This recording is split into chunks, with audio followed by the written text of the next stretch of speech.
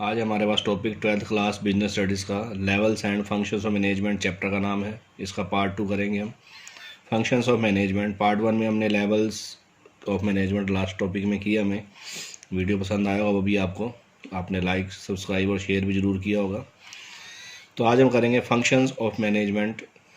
तो क्या है, as we studied earlier that management is a process. अभी हमने पीछे पढ़ा डेफिनेशन के टाइम कि मैनेजमेंट एक प्रोसेस है। Under the management process many activities are interrelated to each other are included. जो एक दूसरे से इंटरलेटेड एक्टिविटीज़ हैं वो इस प्रोसेस में शामिल की जाती हैं। These activities are known as functions और एलिमेंट्स ऑफ मैनेजमेंट। इन्हीं एक्टिविटीज़ को, इन्हीं क्रियाकलापों को हम जो है प्रबंध के कार्य या उसके एलिमेंट्स बोलते हैं। तो इन एलिमेंट्स के बारे में, इन फंक्शंस के बारे में हम डिस्कस करेंगे कि करके। तो ये हमने एक डायग्राम बनाया है फंक्शंस ऑफ मैनेजमेंट। इसमें शॉर्ट में पता लग जाएगा कि इसमें क्या क्या इंक्लूड होता है। इसमें एक तो प्लानिंग इंक्लूड होता है, इसके बारे में भी पढ़ेंगे डिटेल में हम। ऑर्गेनाइजिंग, देन स्टाफिंग, और ये इसी सीक्वेंस में ही चलता है। देन डायरेक्टिंग के कुछ पार्ट हैं। Supervision, leadership, communication and motivation, and fifth function is controlling. तो इसकी समराइज़ है, मतलब क्या क्या इसमें इंक्लूड होता है। और ये उसी स्टेप में ही चलते हैं, आगे पीछे नहीं हो सकते। ये हम कंट्रोलिंग पहले कर लें, प्लानिंग बाद में करें, ऐसा नहीं हो सकता, क्योंकि मैनेजमेंट इज ए प्रोसेस। और प्रोसेस के जो एक्टिविटीज़ जो इंक्लूडेड है प्रोसेस में, वो एक सीक्वेंस में ही चलेंगी। तो ये है फंक्शंस ऑफ मैनेजमेंट। अब इनके बारे में एक एक करके पढ़ेंगे हम। सबसे पहले है प्लानिंग। इसको हम हिंदी में नियोजन बोलते हैं। तो सबसे पहला काम है ये, इसके बिना कोई भी काम आगे का नहीं हो सकता। तो क्या है इसमें, planning is the determination of the future course of action. कि आगे भविष्य में हमने क्या करना है, इसके बारे में सोचना। किस लिए सोचना? To achieve a desired result. जो हमने रिजल्ट सोचे हैं, जो हमने अचीव करना है, उनके लिए मतलब एक प्लान तैयार करना। एक तो under planning it is ascertained that what to do, कि क्या किया जाना है, हाउ टू डू, कैसे किया जाना है, and by whom to be done, और ये काम किसके द्वारा किया जाएगा। ये सब कुछ प्लानिंग में ही, नियोजन में ही डिटरमिन कर लिया जाता है। और इसमें जो स्टेप्स इन्वॉल्व हैं प्लानिंग फंक्शन में, वो स्टेप्स कौन कौन से हैं उसके बारे में पढ़ेंगे हम। सबसे पहला स्टेप है सेटिंग ऑब्जेक्टिव्स। कि सबसे पहले तो हमने उद्देश्य निर्धारित करने हैं कि हमने अचीव क्या करना है, what to achieve. Developing premises, जो ऑब्जेक्टिव हम सोच रहे हैं उसके बारे में प्रोस एंड कॉन्स सोचना, कि क्या ये पूरा हो सकता है या नहीं हो सकता, ये जो ऑब्जेक्टिव हम निर्धारित कर रहे हैं। तो ऑब्जेक्टिव डिटरमिन कर लिया हमने। उसके बाद identifying alternative course of action. जो आपने उद्देश्य निर्धारित कर लिया, उसको करने के कई तरीके होते हैं, ठीक है। उसको आइडेंटिफाई करना और इवेल्युएटिंग अल्टरनेटिव कोर्सेज। जितने भी अल्टरनेटिव जो प्रोसेस हैं, वैकल्पिक जो कार्यविधियां हैं, उन सब का मूल्यांकन किया जाएगा। उनके फीचर्स देखे जाएंगे, उनके मेरिट्स डीमेरिट्स देखी जाएंगी, और उनमें से फिर एक अल्टरनेटिव का सिलेक्शन कर लिया जाएगा। फिफ्थ पॉइंट में selecting an alternative.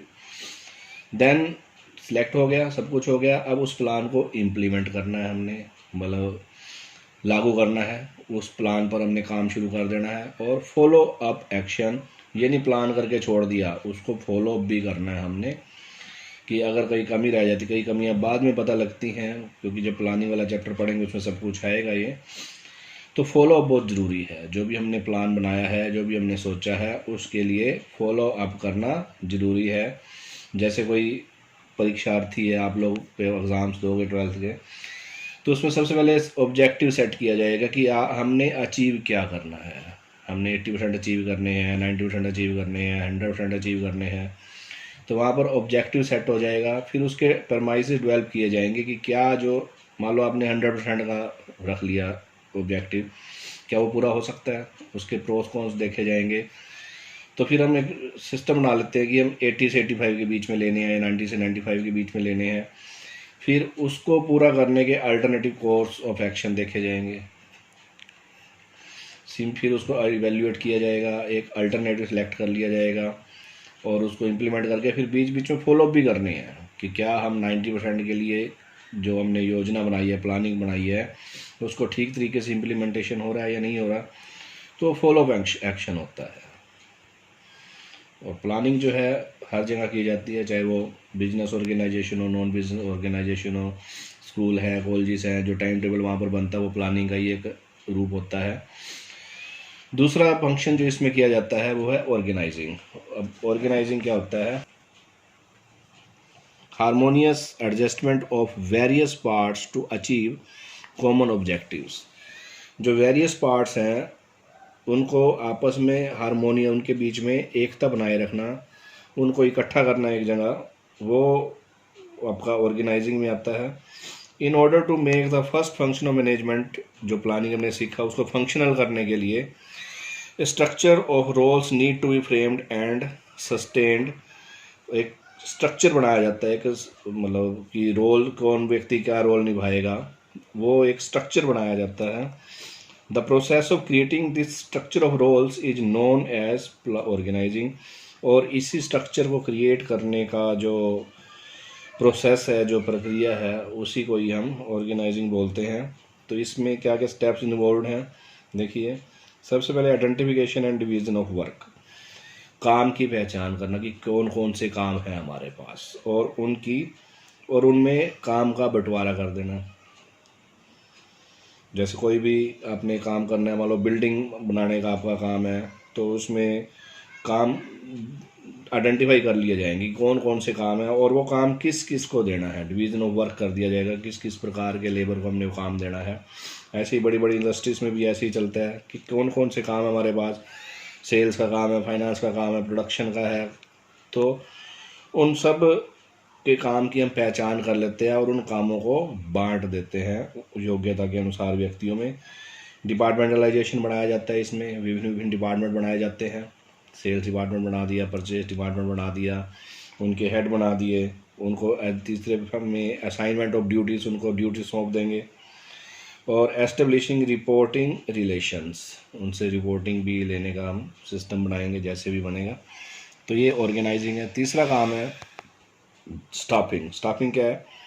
It refers to filling and keeping filled the post with people. जो अब पर हमने रोल्स बनाए, ऑर्गेनाइजिंग फंक्शन हमने रोल्स डिटरमिन किए कि कौन कौन से काम होने हैं, और ये पोस्ट हमने क्रिएट कर दी। अब उन पोस्ट पर जब व्यक्तियों को बिठाएंगे, वो काम किसका है?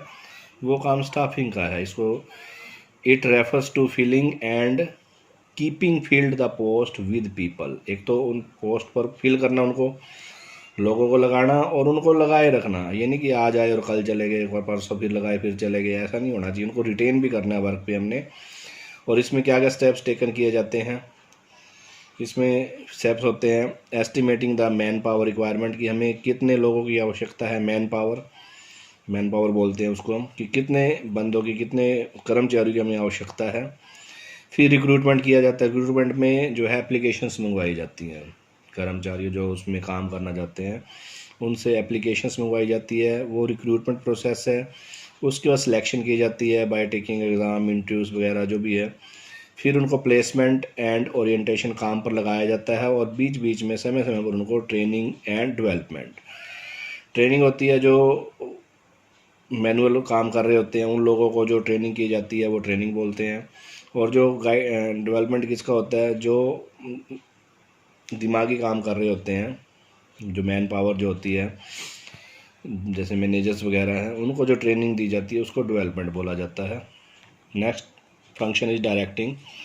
डायरेक्टिंग में क्या होता है? इंस्ट्रक्ट करना। जैसे नाम से ही पता लग रहा है, इसको हिंदी में निर्देशन बोलते हैं। जैसे फिल्म में डायरेक्टर करता है डायरेक्शन का काम, वही चीज़ यहाँ पर है। वो क्या करता है? इंस्ट्रक्टिंग करता है, गाइड करता है। Communicating and inspiring people in the organisation. क्या क्या काम करते हैं डायरेक्शन में? एक तो इंस्ट्रक्शंस देते हैं, जो स्टाफिंग में हमने बंदे नियुक्त किए उनको डायरेक्ट भी करना पड़ेगा ना, क्योंकि हमारे यहाँ वर्क हो सकता है उनको एक्सपीरियंस भी हो, लेकिन हमारे यहाँ का वर्किंग एनवायरनमेंट थोड़ा अलग हो सकता है, संस्था से संस्था डिफ़र करता है। इसलिए उनको उस संस्था के हिसाब से डायरेक्शन दी जाएगी, इंस्ट्रक्शन दी जाएगी, गाइड किया जाएगा उनको कम्युनिकेशन जो है कोई भी बात कहनी है, सुननी है, वो कम्युनिकेशन है। और उनको इंस्पायर करते रहना शामिल किया जाता है इन द ऑर्गेनाइजेशन। और इसके जो एलिमेंट्स हैं, इसमें क्या क्या फंक्शंस शामिल है, इसमें कुछ फंक्शंस का ये ग्रुप है डायरेक्टिंग जो है। और कौन कौन से फंक्शन है वो, एक तो सुपरविज़न है, एक कम्युनिकेशन है, लीडरशिप और मोटिवेशन। सुपरविज़न क्या होता है, सुपरविज़न वाला देखना नीचे वाला व्यक्ति काम कैसे कर रहा है। कम्युनिकेशन नीचे वाली बातें, मतलब वही मिडिल लेवल टॉप लेवल कल हमने जो पढ़ा, कम्युनिकेशन देना उनको, काम कैसे करना है, उनकी क्या समस्याएं हैं, ऊपर से क्या आदेश आए हैं, नीचे से क्या समस्याएं हैं, ऊपर तक भेजना। और उनको समय समय पर मोटिवेट करते रहना कि ताकि वो काम जो है अच्छे तरीके से करते रहें। क्योंकि मोटिवेशन ना करें तो व्यक्ति सुस्त हो जाता है, काम करना बंद कर देता है। तो मोटिवेशन का भी इन चारों के अलग अलग चैप्टर्स आएंगे आगे, उनमें पढ़ेंगे हम डिटेल में, तो उन वीडियो की वेट करना। कंट्रोलिंग लास्ट फंक्शन जो है, it refers to bring the actual results closer to the desired results. यहाँ पर आपने प्लानिंग करी, अब उस प्लानिंग को यहाँ पर देखना है इस फंक्शन में कि क्या वो पूरी हुई या नहीं हुई। ठीक है, जैसे तो इसमें क्या क्या है, सेटिंग परफॉर्मेंस स्टैंडर्ड्स, ये तो प्लानिंग में सेट हो गई कि आपने क्या परफॉर्मेंस अचीव करना है, व्हाट टू अचीव। फिर measurement of the actual performance और व्हाट यू अचीव, ये व्हाट टू बी अचीव्ड था और व्हाट यू अचीव, आपको कहाँ पहुँचना था और आप कहाँ तक पहुँचे। मतलब सेटिंग परफॉर्मेंस स्टैंडर्ड्स की आपने परफॉर्मेंस कितनी होनी चाहिए थी आपकी, मेजरमेंट ऑफ एक्चुअल परफॉर्मेंस वास्तव में कितनी हुई। फिर इन दोनों के बीच में कंपैरिजन किया जाएगा, और कंपैरिजन होने के बाद जो डेविएशन है उनको एनालाइज करके टेकिंग करेक्टिव एक्शन, उसके संबंध में उचित कार्रवाई की जाएगी ताकि आगे से वो समस्या उत्पन्न ना हो।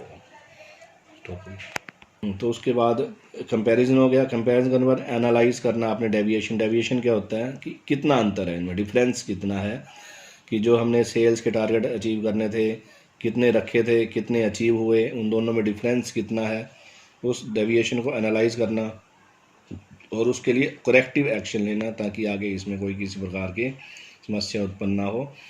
तो ये हमारा लेवल्स एंड फंक्शन मैनेजमेंट था पार्ट 2। तो ये चैप्टर हमारा कंप्लीट हो गया है। तो क्वेश्चन हमारा मेनली यही आता है एग्ज़ाम में कि explain functions of management in detail.